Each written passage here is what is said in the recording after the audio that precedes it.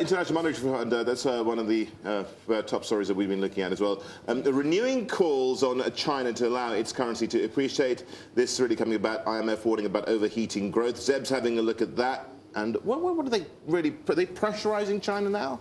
Well, they're renewing calls, as we said. Of course, we're on the eve of the IMF meeting tomorrow when the finance ministers from many nations will meet there in Washington. And the IMF telling China it's essential that it allow its currency to appreciate. Several reasons here, but the IMF adding to calls from leaders of the United States, Brazil, and India, all of whom are pressing China to revalue the currency. Now, of course, they're upset over the price advantage given to Chinese exporters. Also in its semi-annual economic outlook released overnight, the IMF pointing to stronger growth around Asia, saying numerous currencies in this part of the world remain undervalued.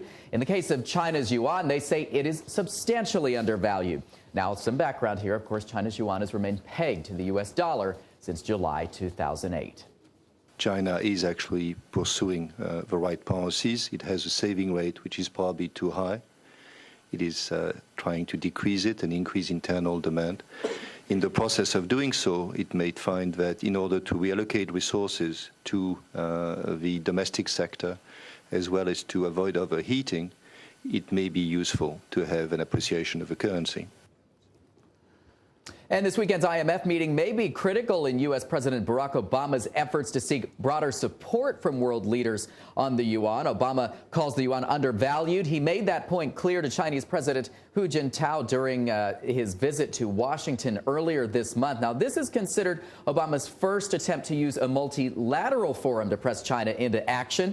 But there's also the risk of asset bubbles. Interestingly, though, the IMF is not so worried about asset bubbles in China. But investor Mark Faber takes a different view. Listen in. We have this rapid increase in foreign exchange reserves. We have very strong credit growth. We have rapidly rising property prices. And a bubble is obviously building. So why isn't the IMF concerned about a bubble while people like Mark Faber, well, they're concerned? The IMF says it's confident in China's steps to rein in credit growth. So the IMF clearly critical in China's currency, but they think Chinese policymakers are making the right decision.